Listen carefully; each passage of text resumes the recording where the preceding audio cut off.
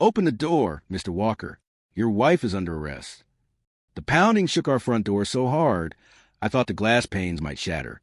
It was the kind of pounding you hear in cop shows when they're about to ram the thing off its hinges. Except this wasn't TV. This was my front porch. It was just after sunrise, the morning light still soft, the air cool. Sarah and I had been up for maybe 20 minutes. I was halfway through my first cup of coffee, standing in the kitchen, still in my worn flannel robe and socks. I froze, mug in hand, staring toward sound. The pounding came again, harder, more urgent. Daniel Walker. A voice barked sharp, commanding, too loud for this quiet street. "Step outside now." I glanced at Sarah, who had just come down the hallway, tying back her dark hair. Her eyebrows rose slightly as if to say, "What now?" I set my coffee on the counter and moved toward the front door. Through the side window, I caught a flash of dark blue uniforms of a sort and movement. For men stood on my porch, broad-shouldered, wearing tactical pants, black boots, and dark navy shirts with big block letters stenciled across the back in white.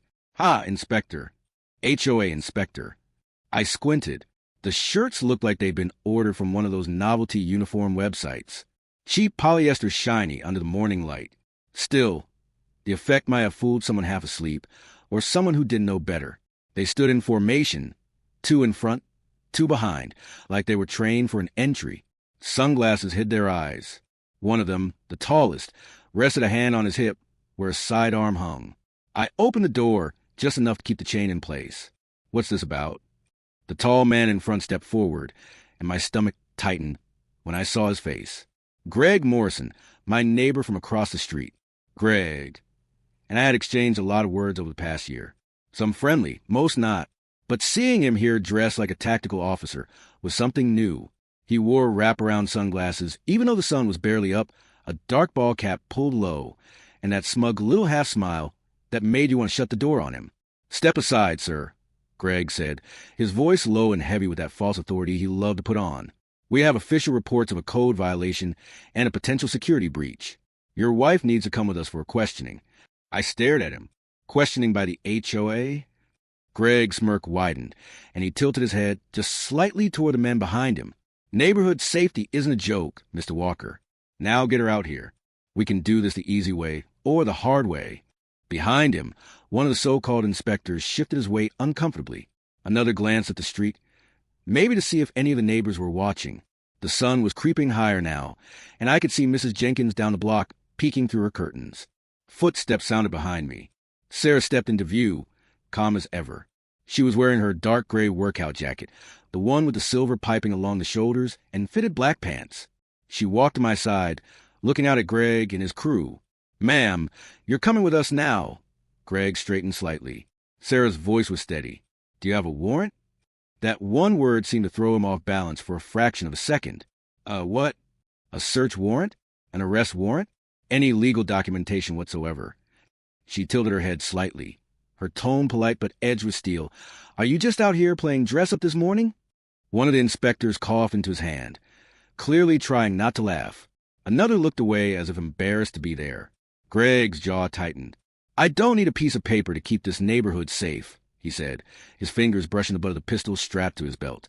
The holster looked professional, but the gun, I'd seen enough real sidearms to know this one wasn't standard issue. Sarah didn't move. Her eyes stayed locked on his. And in that moment, I saw the shift. Her posture straightened almost imperceptibly, her shoulders squared, and that calm expression, the one I'd seen when she handled 10 situations before, settled over her face. Greg had no idea he'd just walked into a fight he couldn't win. "Daniel," Sarah said without looking at me, "why don't you call the sheriff's office and ask for the duty sergeant? Tell them we have 4 men impersonating officers on our front porch." Greg's lips curled into something halfway between a sneer and a snarl. "You're making a big mistake." Sarah's voice was cool. "No, Greg, the mistake is yours." For a heartbeat, the only sound was the low hum of the neighbor's air conditioning unit. Then from somewhere down the street came the faint click of a camera shutter. Someone was taking pictures. I had no idea then that this would be the first domino in a chain of events that would tear open the quiet life we'd built and drag us both into something far bigger and far darker than a petty neighborhood dispute. 2 years earlier, the idea of a morning like that, men in fake uniforms pounding on our door, would have sounded absurd.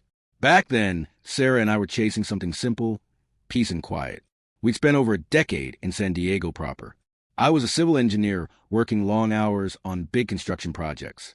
Sarah, well, as far as anyone knew, she was a private security consultant. It was the kind of job description that satisfied curiosity without really answering anything. Our friends accepted it, our neighbors accepted it, and I never questioned it, at least not out loud.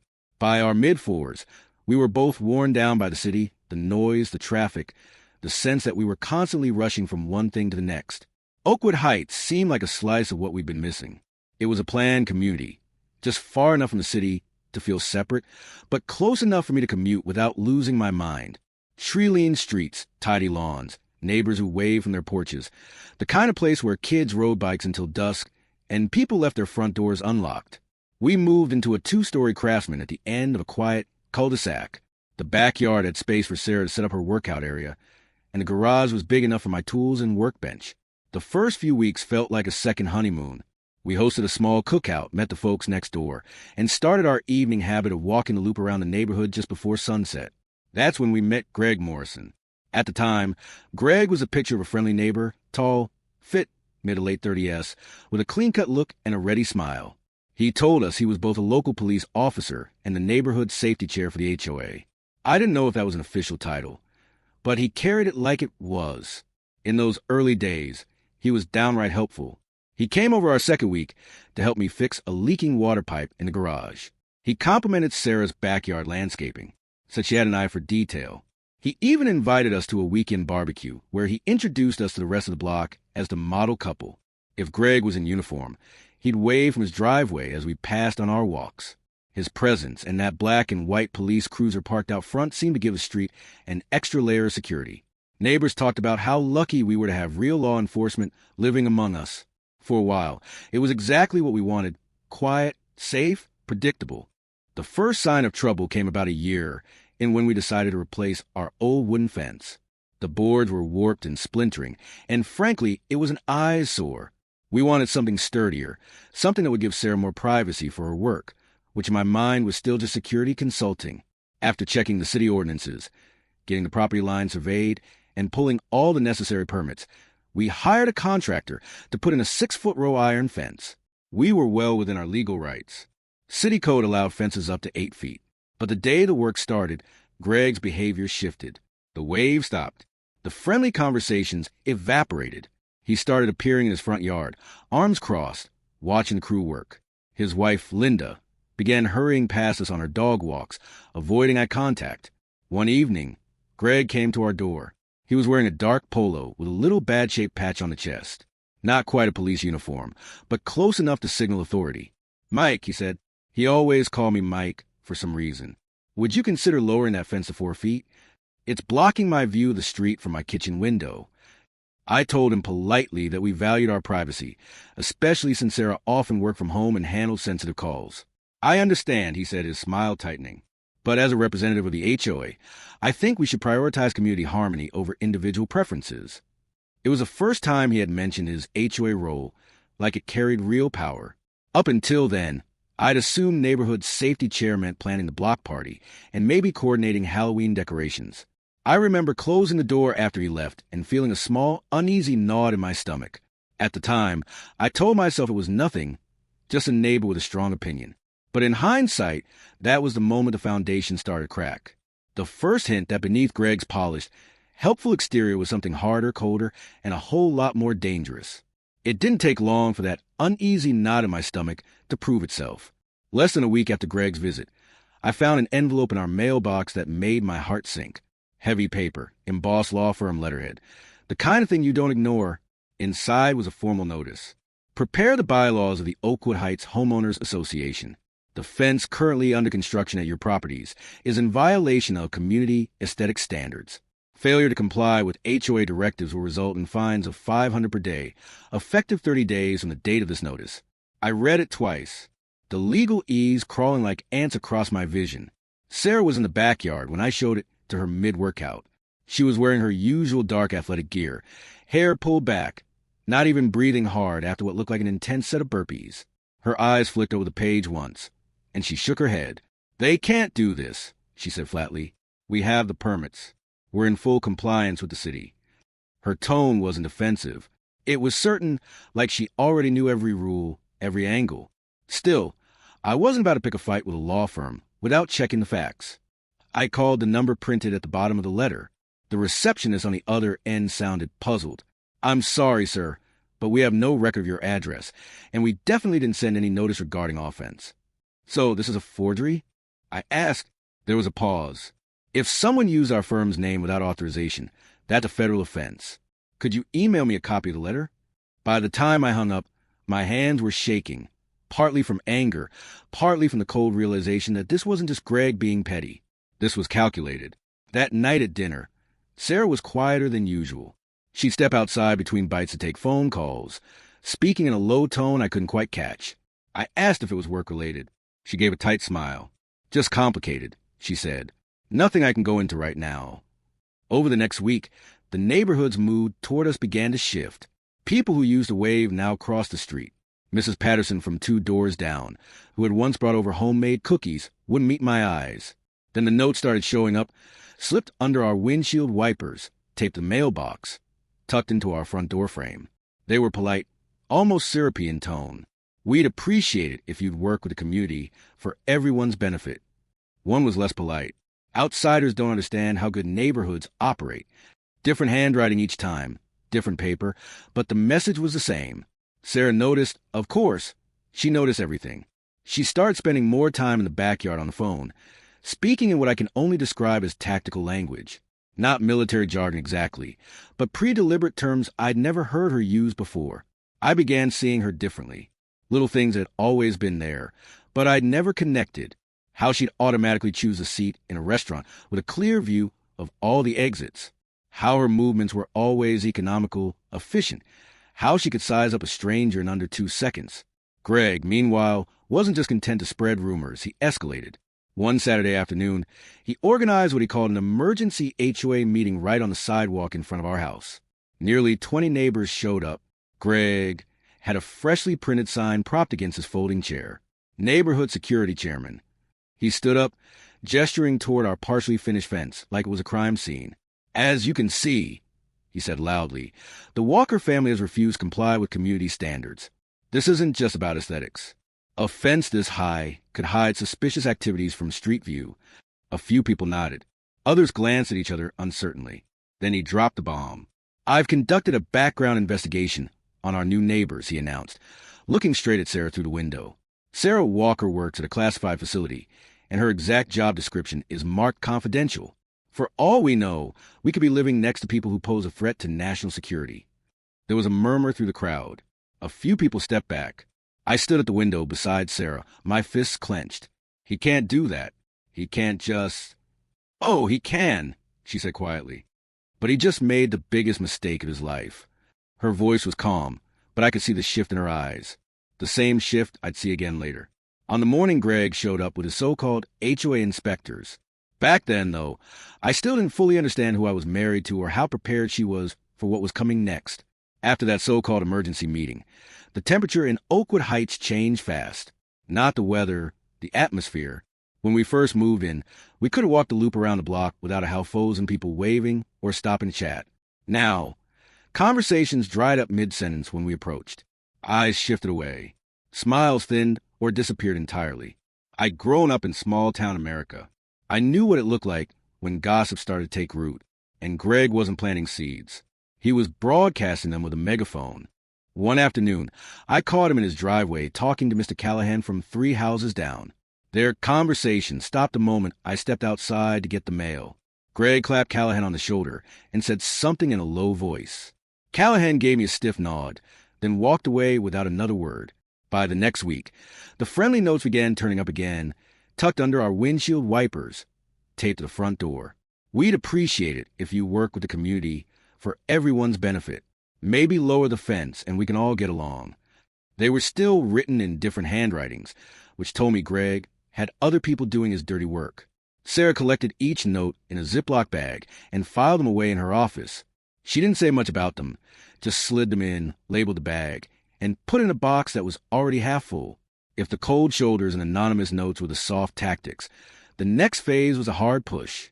On a Wednesday night around 9, I heard voices outside, not the casual murmur of neighbors, but the purposeful tone of people on a mission. When I peeked through the blinds, I saw Greg talking to two men I didn't recognize. They were pointing toward our house, gesturing to the side yard, then nodding like they had just agreed on something. The following evening, as Sarah and I were cleaning up after dinner, there was a sharp knock at the door, not pounding, not yet, but firm enough to raise my hackles. When I opened it, Greg was there in that same dark polo with the fake badge patch. His arms were crossed, his smile polite but paper-thin. "Evening, Dan. Just wanted to remind you about Saturday morning's neighborhood safety check. HOA protocol. We'll be conducting inspections to make sure everyone's in compliance." I kept my hand on the door. "Is that an actual HOA policy or something you just made up?" Greg tilted his head. "I think you'll find it's in everyone's best interest to cooperate. Refusing inspection sends a wrong message."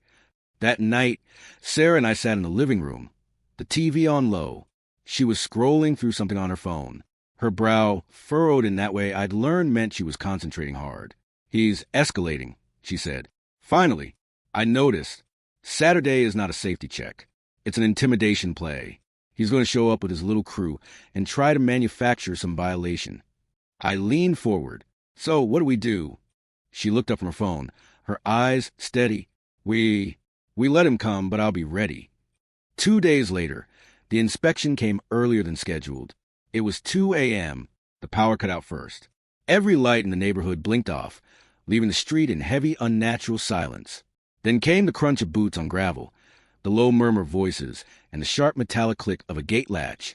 When I peered through the curtains, my first thought was SWAT team, for figures in tactical pants, boots, and navy blue shirts. But the words printed in big white letters across their backs made me blink twice. HOA Inspector. They even had black ball caps, earpieces, and clipboards, as if the clipboards made them official. The effect might have been comical if it weren't for the handgun strapped to two of their hips, and the fact that they were on my property at 2 in the morning. Greg led the pack, a flashlight in one hand, sweeping the beam over our windows. He stopped at the front porch and knocked hard. Sarah was already standing at the top of the stairs, fully dressed, her posture straight and alert. She didn't look surprised. "Stay here," she told me quietly. "I'll handle this." And the way she said it, it wasn't a request. It was an order.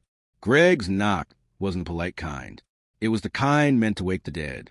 3 sharp, booming raps that echoed to the darkened house. HOA inspection. He barked loud enough for half the block to hear. "Open up." Sarah didn't rush. She walked to the front door like she was heading into a meeting she'd already prepared for. Calm, measured steps. I followed a few paces behind, my pulse stewing in my ears. She flipped on the porch light. The sudden flood of light illuminated 4 men in those dark navy shirts with HOA Inspector printed across their backs. 2 had clipboards tucked under their arms. One was holding a mag light like it was a baton. And Greg, standing front and center, had his hand resting casually on the pistol at his hip. Sarah unlocked the deadbolt, but didn't open the door all the way. "Can I help you, gentlemen?" Greg's mouth curled into that practiced smirk. "We had reports of unusual activity on your property. HOA protocol says we inspect immediately when there's a potential security issue." Sarah glanced at the letters on the back of their shirts, then back at Greg. "At 2 in the morning, he said. "Some things can't wait. Now, we could do this quick and easy, or—" She cut him off. "Show me the paperwork." Greg blinked. "Paperwork?" "Yes. Whatever authorizes you to be on my property in the middle of the night. Search warrant. HOA inspection order. Anything with an actual signature on it." One of the men behind Greg shifted his weight. Greg, quiet." Greg snapped over his shoulder. He looked back at Sarah. "I don't need to show you anything. I'm a law enforcement officer. This is my jurisdiction." Sarah tilted her head slightly, almost curious. "Your jurisdiction?" "That's right." He squared his shoulders, puffing up a little. "I've been keeping this neighborhood safe long before you moved in, and I don't need some—" She opened the door wider, but only enough to step into the threshold. The porch light caught the glint of a small silver badge-shaped pin on her jacket collar. "You're on my property at 2 a.m. without a warrant, impersonating an officer and armed. That's a long list of problems for you, Greg." His eyes flicked to the pin, then back to her face. "Don't try to intimidate me." "I'm not trying," she said evenly. "This is me being polite." For a few seconds, neither of them moved. The The men behind Greg were no longer standing quite so tall. One of them was staring at his shoes. Another glanced toward the street, like he was considering how fast he could walk away. Greg tried to push forward. "Step aside, Sarah. I need to make sure there's nothing dangerous here." Sarah's voice dropped into a tone I'd only heard once or twice before. Low, calm, and unmistakably in control. "Greg, if you cross that threshold, you'll be trespassing, and you'll be leaving here in the back of a real police cruiser." His jaw clenched. I could see the calculation behind his eyes, whether to call her bluff, whether to make a move. The silence stretched, taut as a wire. Then Sarah spoke again, still calm. "Daniel, would you mind calling the sheriff's office and letting them know we have armed individuals impersonating inspectors at our front door?" Asked for the duty sergeant. Greg's face flushed red under the porch light. "You're making a mistake, Sarah." "No," she said, her eyes locked on his. "The mistake is yours, and you're running out of time to walk away." For a moment, I thought he might actually do something stupid. His hand twitched near his holster, but the man with the flashlight stepped forward, murmured something to him, and Greg finally stepped back. "This isn't over," he said, pointing a finger at her like a threat. "Not by a long shot." She didn't flinch. "You're right. It's not over. But next time you show up here, you better have the real law behind you." They left without another word, the four of them melting into the darkness at the end of the street. The power flickered back on 5 minutes later. I closed the door, locked it, and turned to Sarah. She was still standing there, watching through the window until they were gone. "Who exactly are you?" I asked. She didn't answer. Not yet, but I knew that answer was coming. And when it did, nothing about our quiet suburban life would look the same. The house was quiet again, but not in the comfortable way it used to be. The kind of quiet we had now was heavy, as if the walls themselves were listening. Sarah stood at the front window a little longer, eyes fixed on the street. I could still see the faint glow of a flashlight in the distance as Greg and his crew disappeared between the houses. Finally, she turned and walked toward the kitchen. "We should talk." I followed her in, my mind still playing back every detail of the last 10 minutes. The fake uniforms, the guns, Greg's smug, self-satisfied expression. "Sarah, what the hell was that?" I asked, maybe louder than I meant to. She didn't snap back. She set a kettle on the stove, filled it with water, and turned on the burner. It hissed to life. Only then did she speak. "You've been asking yourself questions about me for a while now, haven't you?" It caught me off guard. What does that have to do with Greg showing up here in the middle of the night? "Everything," she said simply. The kettle began its low rumble, steam curling upward. She stood across from me, her hands flat on the counter, and looked me dead in the eye. "My name is Sarah Walker. I'm the elected sheriff of this county." I stared at her. I'm not sure what I was expecting, but it wasn't that. "Sheriff," I repeated as if maybe I'd misheard her. "Yes, 15 years in law enforcement, 10 of those in the sheriff's office, elected last year." She paused, letting it sink in. "I didn't tell you because I wanted us to have a normal life here. But after tonight, normal is gone." The kettle started to whistle softly. I barely noticed. "I thought you were in private security," I said, still trying to wrap my head around it. "That's what I let people think," she said. "When you hold this position, you make enemies. Not just the kind you can see, but people with real resources and real grudges. Sometimes it's safer for you, for me if they don't know where I live." I leaned back against the wall, feeling the weight of her words. "So, Greg is a dangerous man," she cut in. "He's not just a nosy neighbor with a fake badge. He's impersonating law enforcement, and that's a felony. The stunt tonight, armed trespass. If I wanted to, I could have all four of them face down on the lawn and zip ties before the power came back on." She said it matter-of-factly, not as a boast. "Why didn't you?" I asked. "Because I wanted to see what he'd do next. Now I know he's willing to escalate. And that means he'll make a mistake. One I can use." She poured hot water into 2 mugs, slid one toward me, then reached into her jacket pocket. From it, she pulled a small digital recorder. "I had this running the whole time," she said. "Every word he said tonight is on here." It hit me then. She'd been planning for this, or at least prepared for it, long before Greg showed up. "What's his deal, Sarah? What's he really after?"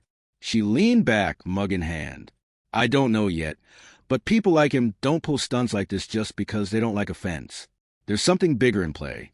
And now," she gave a small, dangerous smile, "now he's my case." For the first time all night, I felt a flicker of something that wasn't fear. It was a realization that the man trying to intimidate us had no idea who he'd chosen to mess with. Sarah took a sip of tea, then set the mug down. Tomorrow I start digging. Greg Morrison's about to wish he'd never heard my name. Sarah didn't waste a second the next morning.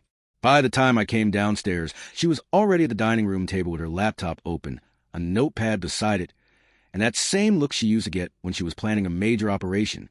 Her coffee sat untouched. She was too focused to drink it.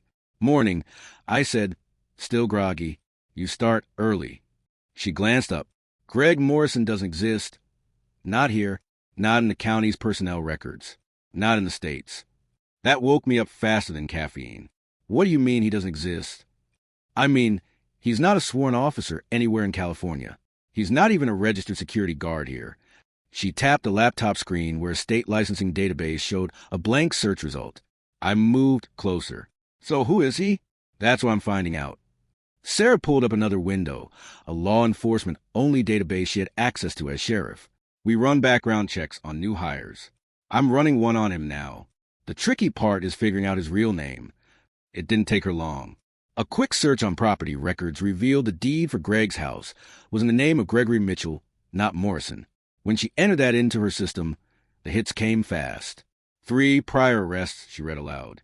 2 in Arizona for impersonating a police officer. 1 in Nevada for harassment. 5 from at least 3 private security companies for abuse of authority. Civil lawsuits in both states. Intimidation, false incident reports, stalking. I stared at the screen. And now he's here in our neighborhood. She nodded slowly. He's been moving state to state for years. Starts out friendly, builds trust, then uses that trust to gain influence. In some cases, he's taken over the HOA entirely. My stomach sank. This isn't about defense. No, she said, her voice hardening. This is about control, and my guest money. She switched to another tab, pulling up a database of corporate filings. He's connected to at least 2 shell companies registered in Nevada. Both list the same mailing address, is a man named Victor Hale. Who's that? I asked. Sarah's eyes narrowed. Real estate investor used to be under investigation for property scams involving military families. He'd identify homeowners under financial stress, push them to sell below market value, then flip the property for a profit. And you think Greg's working for him? I think Greg's doing the dirty work. Intimidation, manufacturing violations, turning neighbors against each other so Hale can swoop in and rescue people from their so-called problem homes. She leaned back in her chair, which means we're not just dealing with a fake cop. We're dealing with an organized scheme. I rubbed my temples. So what now? Now, she said, we gather evidence. Everything Greg does from here on out goes on record. She showed me a small black device, a professional-grade surveillance camera, no bigger than a deck of cards. I'm installing 3 of these today. 2 outside, 1 inside near the front door. They're motion-activated, night vision, audio-capable. You had these lying around? I asked. She gave me a look that said, you already know the answer. By mid-afternoon, the cameras were in place. One was cleverly tucked into the branches of our front yard maple tree, aimed at the street. Another was hidden under the eaves above the garage. The third was inside, positioned to capture anyone standing at the door. That evening, Sarah sat me down. Here's the plan. We let Greg think he's winning. We don't react to the little stunts. But when he overreaches, and he will, we'll have him on tape. Her voice was calm, but there was something else under it.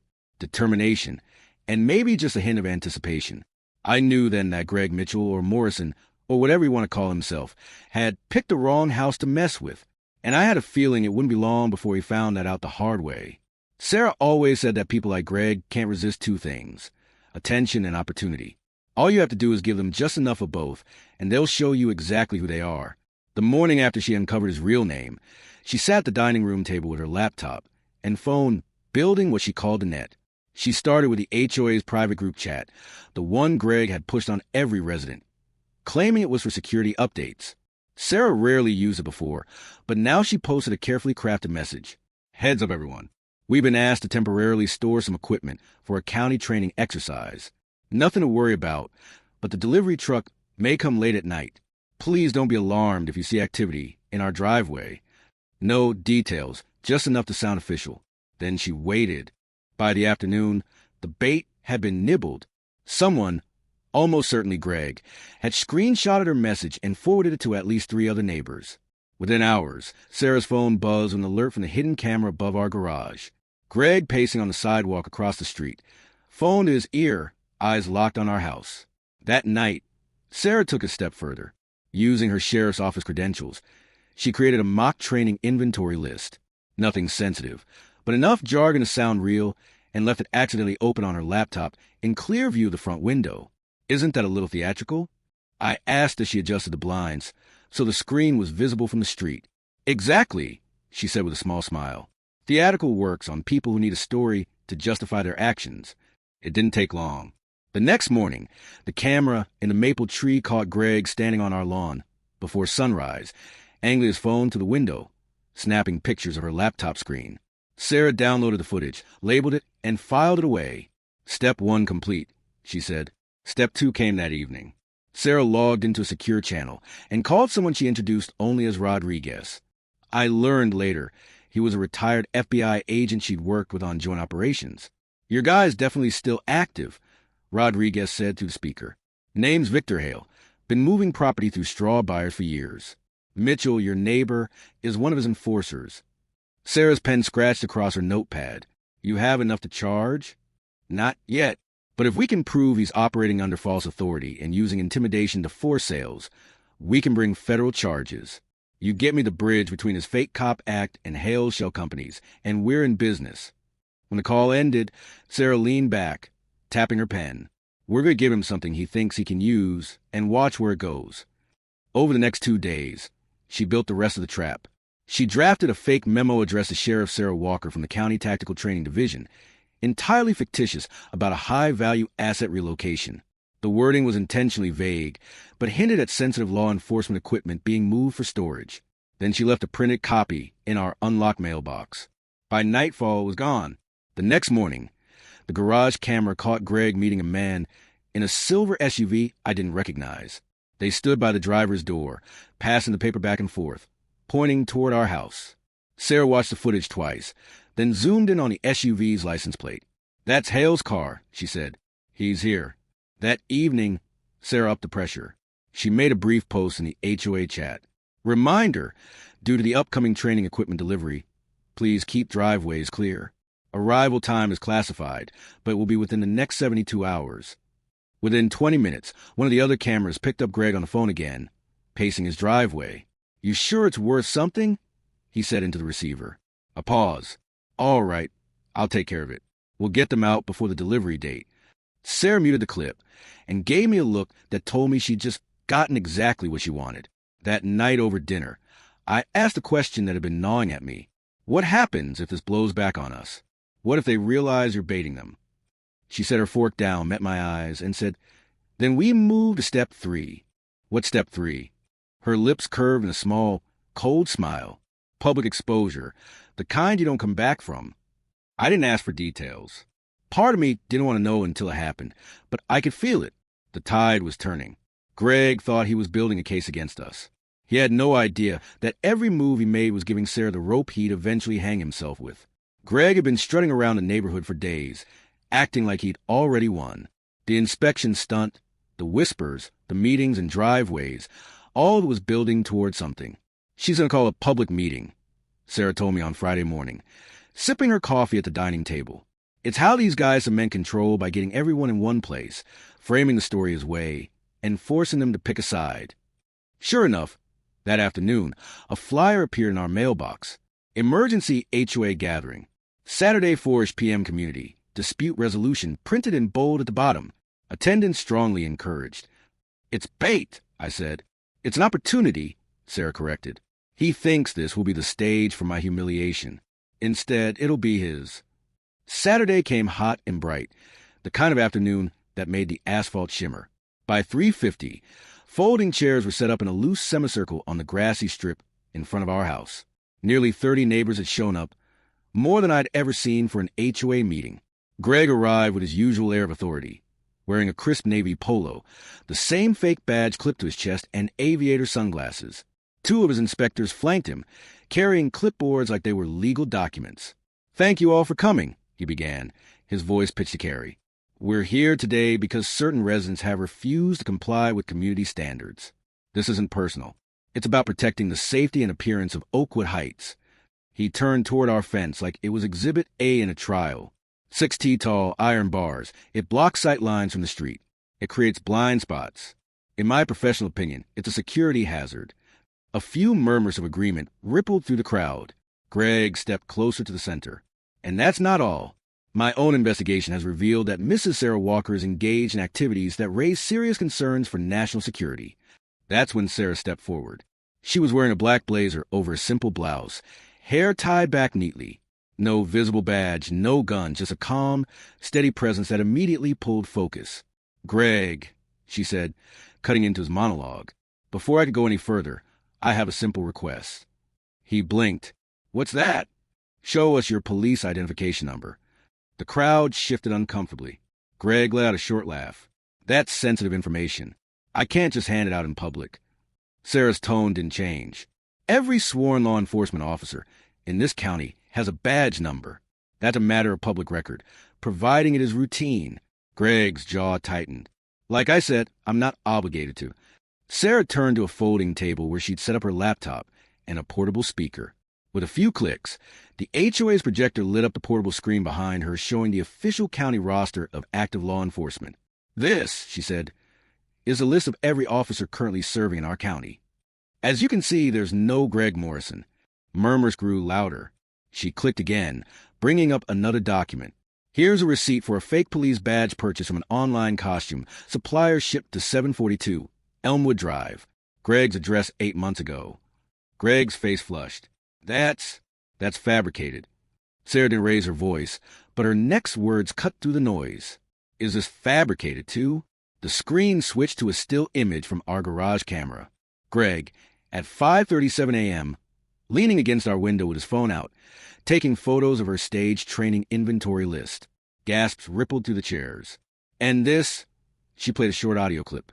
Greg's voice captured by our front yard mic 2 nights earlier. "We'll get them out before the delivery date." Greg's composure cracked. He stepped forward, voice rising. "She's twisting things. You people don't understand." Sarah held up a hand. "What we understand is that you've been impersonating an officer, trespassing on private property, and working with known real estate scam artists to target military families in this neighborhood." The crowd erupted into overlapping questions. Greg's inspectors suddenly looked like they wished they were anywhere else. Greg jabbed a finger toward Sarah. "You think you can make a fool out of me? You have no idea who you're dealing with." Sarah's eyes locked on his. "No, Greg, you have no idea who you're dealing with." The tension was thick enough to taste. I could see Greg's hands twitch, his weight shifting like a man about to do something stupid.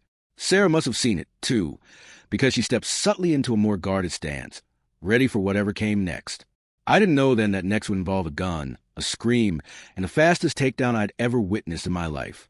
But that moment, Greg on the ropes in front of the entire neighborhood, was the point where his little empire began to crack.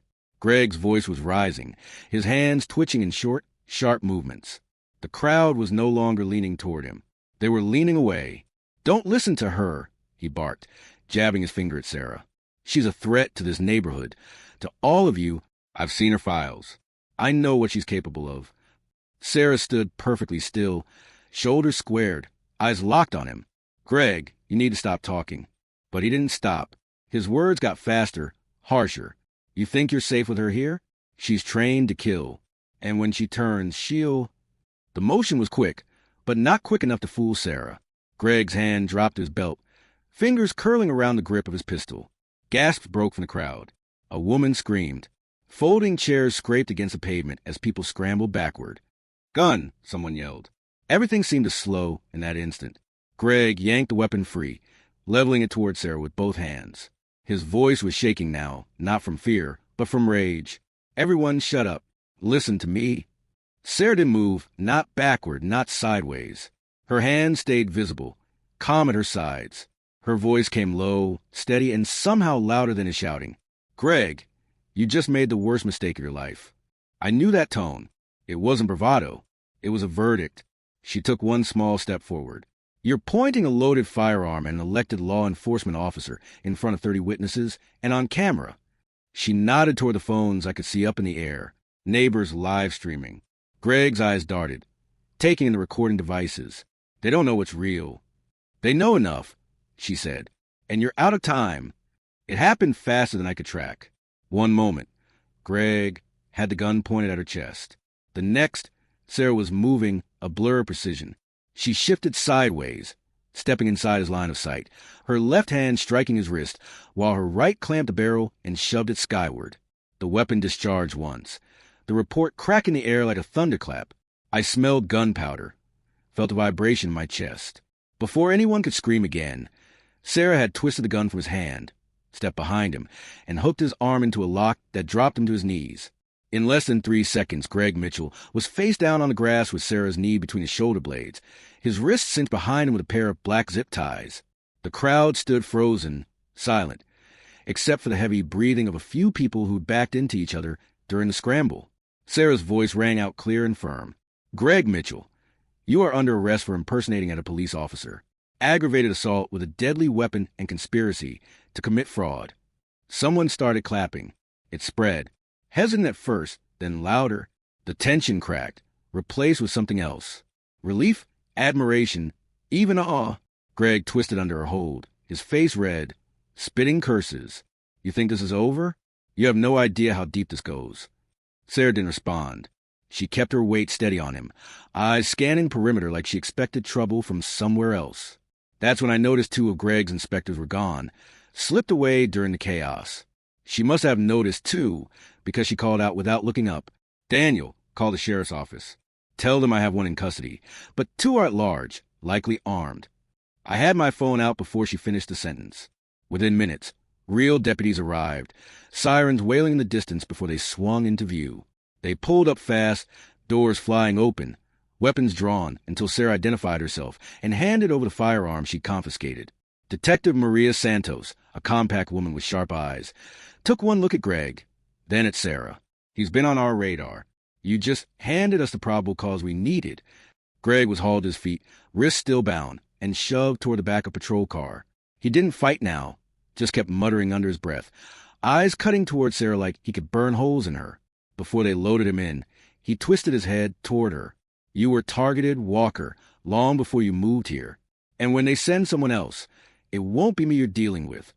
Sarah's face didn't change, but I saw something harden in her eyes. The patrol cars pulled away, and the crowd began to disperse, buzzing with the kind of energy that comes after a storm. Neighbors who'd avoided us for weeks came forward, shaking Sarah's hand, thanking her. She didn't smile. It's not over, she told them. Not until we know who they are. As I stood there beside her, I realized she wasn't just talking to the neighbors. She was talking to me, too. The deputies had barely cleared the street when Sarah's phone buzzed. She stepped aside to answer, speaking in a tone low enough that I could only catch fragments. In custody, no. 2 still at large. Confirmed vehicle description. When she came back, her face was set in that unreadable mask I'd learned meant she was already 10 steps ahead of everyone else. That was Captain Rodriguez.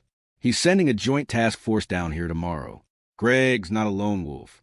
He's part of a bigger operation, and they've been trying to pin it down for months. I thought about Greg's parting words.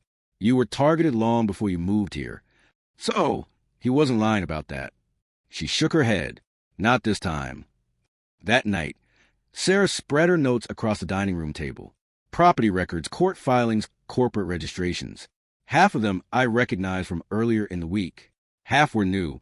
She pointed to a flowchart she'd drawn in clean, precise lines. This is how it works. Mitchell, Greg, identifies a target family, usually military or law enforcement. He builds a case against them, real or fabricated, using his fake authority. Eventually, the pressure forces them to sell.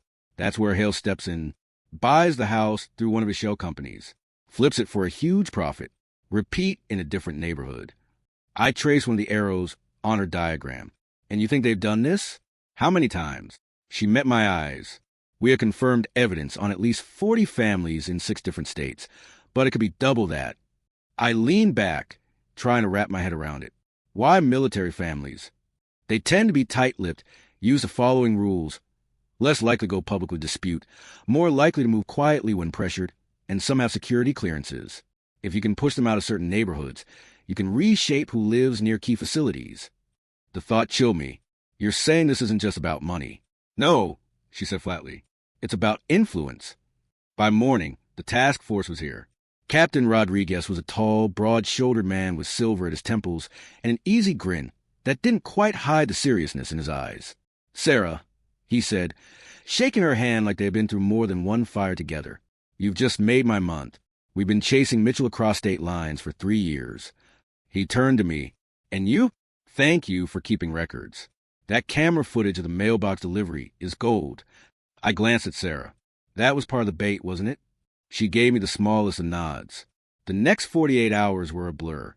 Search warrants were served at Greg's house, and the 2 nearest properties tied to Hale's companies.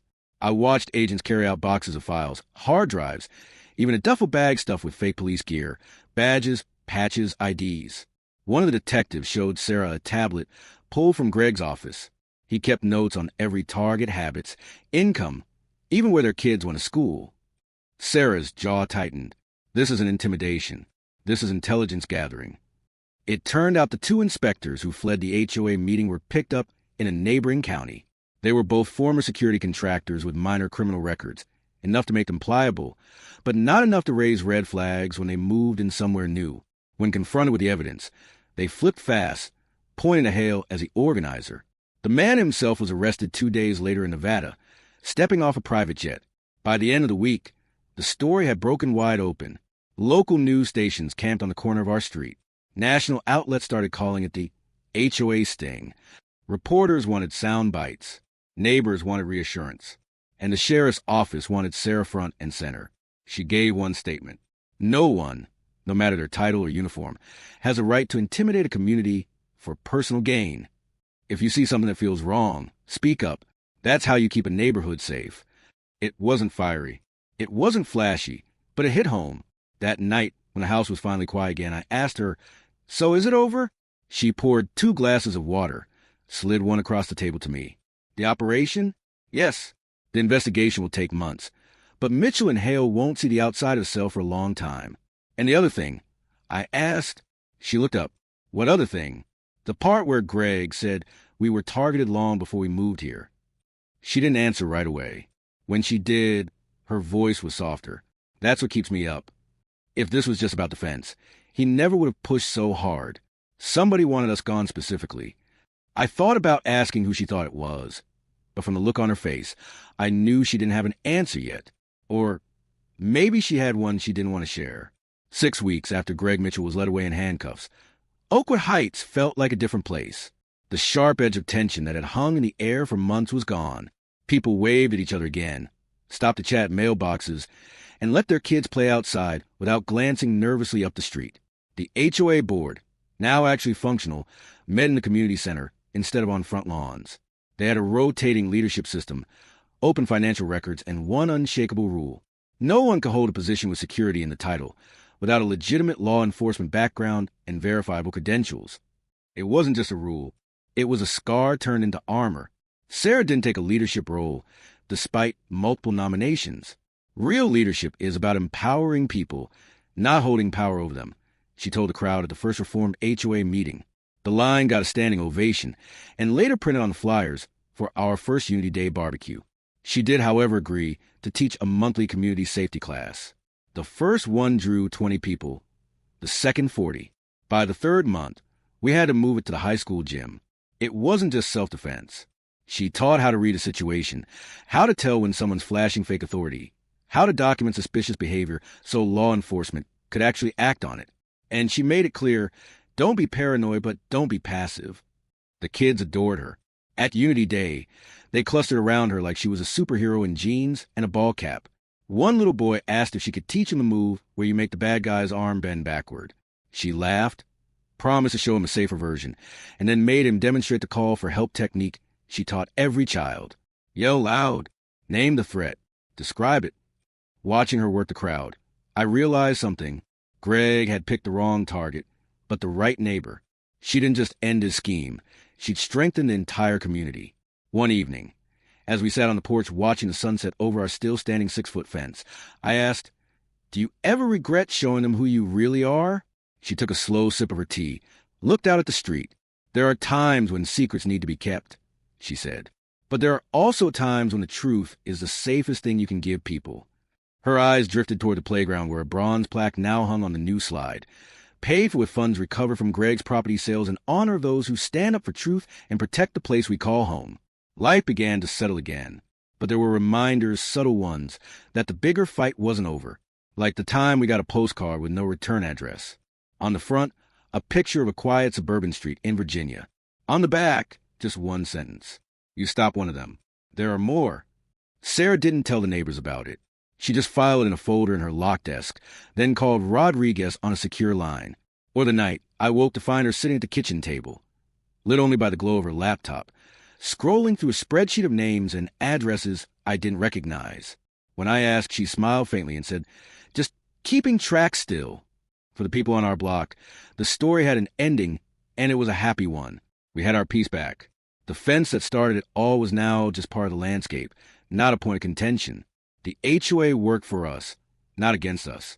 And neighbors who'd been strangers before the trouble were now friends who brought over pies, swapped holiday lights, and watched each other's pets.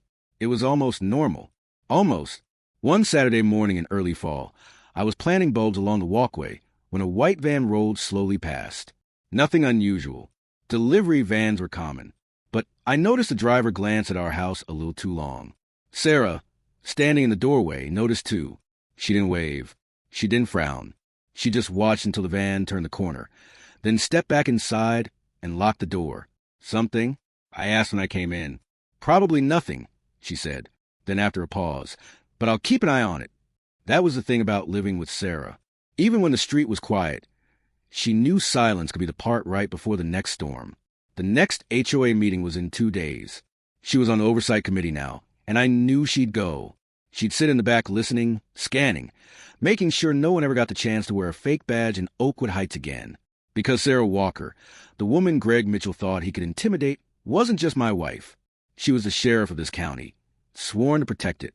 And I'd learned something over these past months. When she sets her mind to defending her people, she doesn't just win. She changes the battlefield. And maybe, just maybe, that's why the quiet here felt less like an ending and more like the start of something bigger,